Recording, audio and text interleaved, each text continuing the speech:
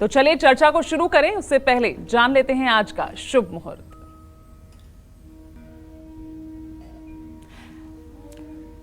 तीन जुलाई 2023 दिन सोमवार।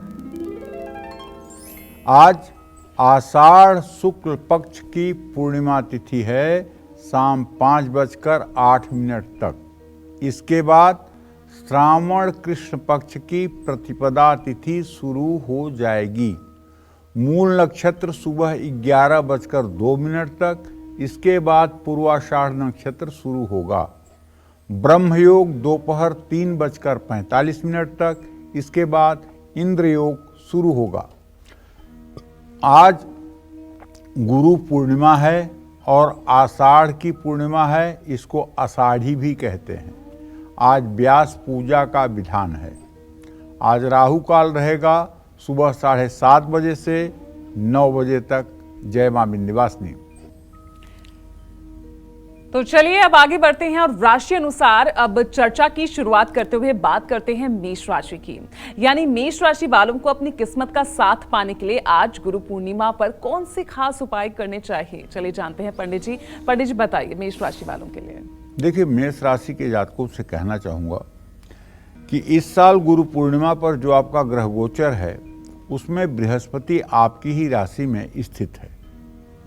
इसलिए गुरु पूर्णिमा का संपूर्ण रूप से फल प्राप्त करने के लिए आपको प्रातःकाल स्नान करके, सूर्य को अर्घ्य दे करके, प्राणायाम करके, गायत्री मंत्र का जप करके किसी विष्णु मंदिर में जाना चाहिए और वहाँ गंधाक्षत पुष्प धूप दीप नैवेद्य से पूजन करने के बाद पीले कपड़े में हल्दी की गांठ बांधकर मंदिर में चढ़ानी चाहिए।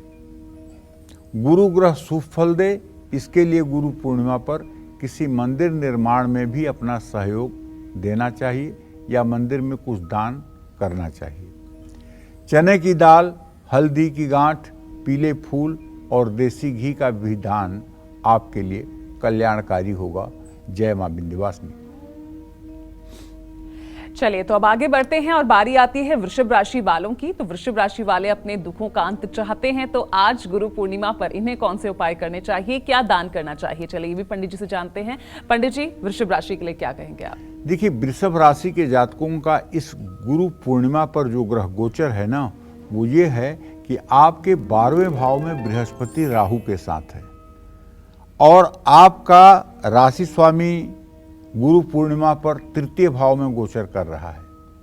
इसका मतलब ये हुआ, शुक्र और बृहस्पति की चतुर्थ दशम स्थिति को देखते हुए कि यदि आप शुभ फल पाना चाहते हैं गुरु पूर्णिमा पर और पूरा वर्ष आपका आनंदमय व्यतीत हो, तो गाय को मीठी रोटी, भीगे हुए चने की दाल और गुड़ खिलाना चाहिए और हल्दी की माला से ओम ब्रिंग बृहस्पतये नमः इस मंत्र का 16 माला या 1 माला जप कम से कम अवश्य करना चाहिए, क्योंकि बृहस्पति आपके व्यय भाव में इस गुरु पूर्णिमा पर गोचर कर रहा है। किसी मंदिर या स्मशान घाट में पीने के पानी की व्यवस्था करानी चाहिए। वृषभ राशि के जातक शुभ फल पाने के लिए गुरु पूर्णिमा पर चीनी, चावल, केला, पपीता, पीतल का बर्तन दान कर सकते हैं। मंदिर में धार्मिक पुस्तकों का दान भी आपकी मनोकामना पूरी करेगा। जय मां विंध्यवासिनी। चलिए आगे बढ़ते हैं और अब राशियों का रुख कर रहे हैं। बारी आती है मिथुन राशि की। तो आज गुरु पूर्णिमा पर कौन सा उपाय और कौन सा दान मिथुन राशि वालों की सोई किस्मत को जगा सकता है, चलिए जानते हैं पंडित जी से। पंडित जी, मिथुन राशि के लिए क्या कहेंगे आप? देखो पूजा, मिथुन राशि के जातकों को ये बताना चाहता हूं कि इस गुरु पूर्णिमा पर गुरु ग्रह आपके राशि से 11वें भाव में गोचर कर रहा है। 11वें भाव में गोचर करना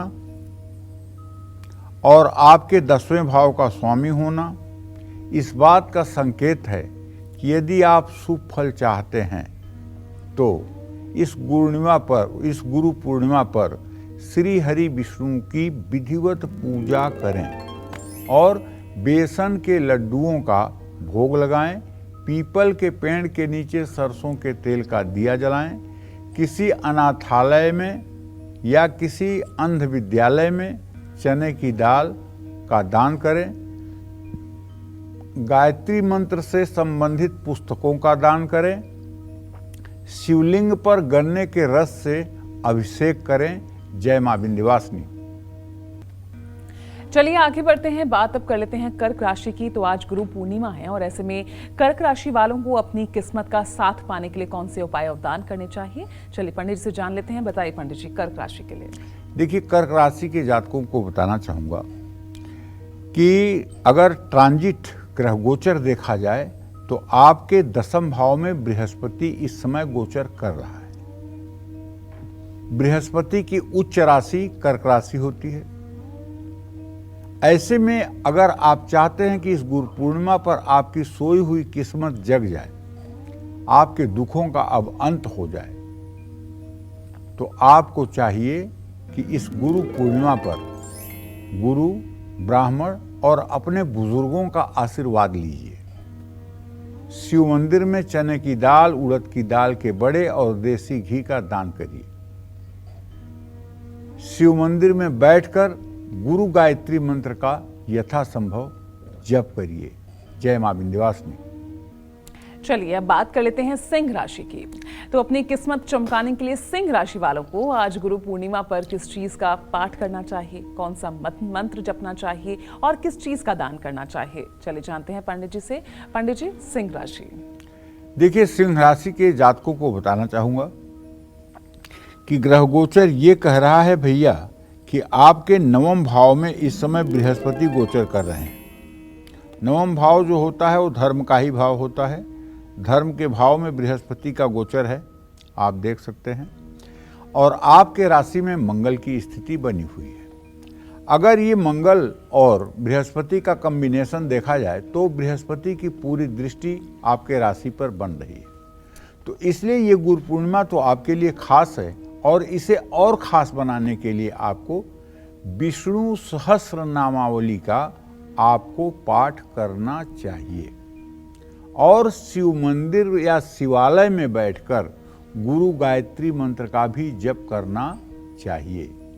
चीनी, चावल, केला, पपीता, पीतल का बर्तन ये किसी सुयोग्य वेद पाठी ब्राह्मण को दान करना चाहिए या अपने गुरु को दान करना चाहिए। जय मां विंध्यवासिनी।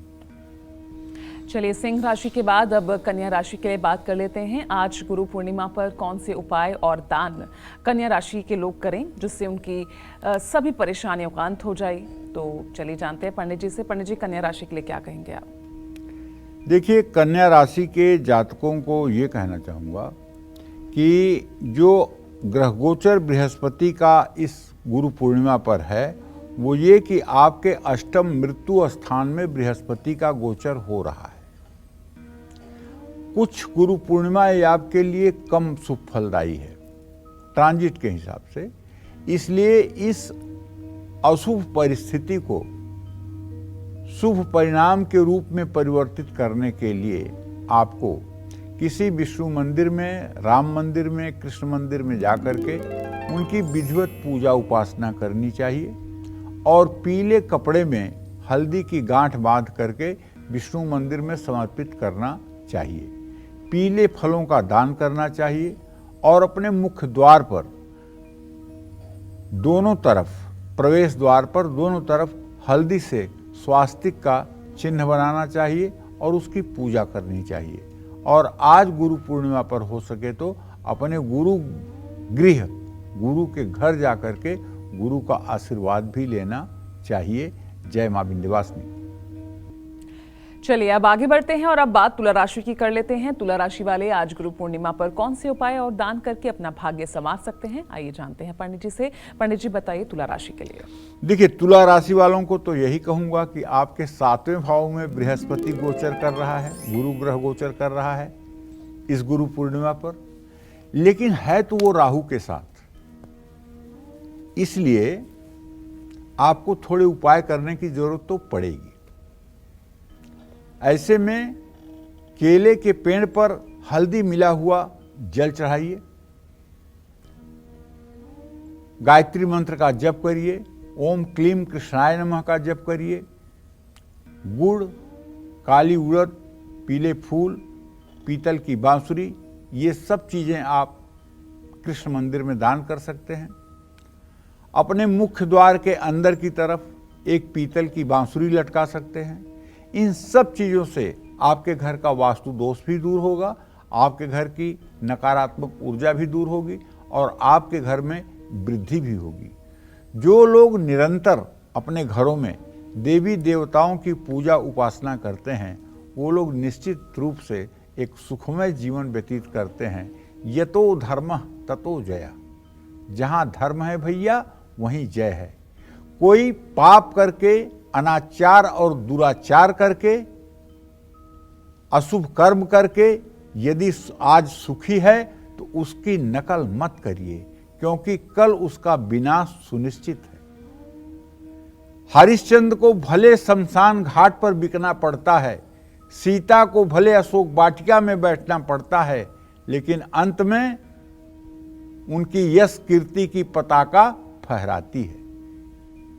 लेकिन रावण और कंस को भले कष्ट नहीं मिलता, लेकिन अंत में उनका वध ही होता है। तो कुकर्म और अधर्म और अनीति और अत्याचार से यश कीर्ति और प्रतिष्ठा बढ़ाने वाले लोग, धन वैभव जुटाने वाले लोगों का नाश सुनिश्चित है। अन्यायोपार्जितम वित्तम 10 वर्षाणि तिष्ठत, वर्षे एकादशे समूले विनश्यत। अधर्म से, कुकर्म से अर्जित धन 10 साल तक सुख दे सकता है, 11वें साल से उसका पतन शुरू होता है और वो संपूर्ण पतन को प्राप्त होता है। इसलिए बड़ी शुचिता और पवित्रता के साथ जीवन जीना चाहिए। जीवन बहुत ही अनमोल है। जब मरने के बाद 3 घंटे में जलना ही है तो जिंदे जी जलना नहीं चाहिए। इसलिए हर समय भगवान का स्मरण करते हुए खुश और प्रसन्न रहना चाहिए। जाहि विधि राखे राम, वाहीं विधि रहिए। जैसे प्रभु रखें वैसे ही आनंदित होकर के रहिए। जय मां विंध्यवासिनी। चलिए आगे बढ़ते हैं और अब बारी आती है वृश्चिक राशि वालों की। तो आज गुरु पूर्णिमा पर वृश्चिक राशि वाले कौन से उपाय वो करें ताकि उनके जीवन में खुशियां ही खुशियां बरसे। तो चलिए जानते हैं इसके लिए पंडित जी से। पंडित जी बताइए, वृश्चिक राशि के लिए आप क्या कहेंगे? देखो पूजा, ऐसा है, वृश्चिक राशि से 6ठे भाव में रोग शत्रु के स्थान में बृहस्पति गोचर कर रहे हैं इस गुरु पूर्णिमा पर जी। इसलिए इनके लिए तो मैं विशेष ही कुछ कहना चाहूँगा। जैसे अगर आप चाहते हैं कि इसका अशुभ फल आपको न मिले, तो पहला काम तो आपको ये करना होगा कि प्रातःकाल स्नान करके शुचितापूर्वक सूर्य को जल दे करके गायत्री मंत्र का जप करके राम दरबार की पूजा करिए। अगर राम दरबार का चित्र है आपके पास शीशे में मिढ़ा हुआ, तब तो कोई बात नहीं, आप सबको केसर का टीका लगा दीजिए, धूप दीप नैवेद्य से पूजन कर दीजिए। लेकिन अगर संयोग से राम दरबार की मूर्तियां हैं आपके पास, तब तो उनकी पूजा उपासना करना बनता है। आवाहन, आसन, पाद्य, अर्घ, आचमनी, स्नान, वस्त्र, उपवस्त्र, गंधाक्षत, पुष्प, धूप, दीप, नैवेद्य से विधिवत पूजा करिए। पूरा मन केंद्रित करके पूजा करिए और श्री हरि विष्णु के मंदिर में जाकर के पीले कपड़े, चने की दाल, बेसन के लड्डू और छोटे बच्चों को किताबें बांटिए, धार्मिक पुस्तकें दान करिए और जितना हो सके ओम ब्रिंग बृहस्पतये नमः का मंत्र जप करिए। इन सब चीज़ों से आपका ग्रह गोचर जो अशुभ प्रभाव देने वाला है वो शुभता में परिवर्तित हो जाएगा। जय मां विंध्यवासिनी। तो चलिए अब जल्दी से जान लेते हैं धनु राशि वालों को आज गुरु पूर्णिमा पर कौन से खास उपाय और दान करना चाहिए। चलिए पंडित जी से जानते हैं। पंडित जी बताइए, धनु राशि के लिए आप क्या कहेंगे? धनु राशि के जातकों को ये कहना चाहूँगा कि इस गुरु पूर्णिमा पर चंद्रदेव आपकी राशि में विराजमान है भैया, और आपके पंचम भाव में बृहस्पति की स्थिति है। कहने का मतलब ग्रह गोचर तो आपके अनुकूल मुझे दिखाई दे रहा है, लेकिन फिर भी गुरु पूर्णिमा है, आपकी मनोकामना पूरा करने का एक दिव्य अवसर है। इसलिए आप श्री हरि विष्णु के मंदिर जाइएगा और विधिवत पूजा पाठ करिएगा और एक पीला झंडा, ध्वजा जिसको कहते हैं, वो मंदिर के ऊपर जरूर फहराने की कोशिश करिएगा। और हो सके तो अपने गले में सोने का भगवान गणेश का एक लॉकेट पहन लीजिएगा।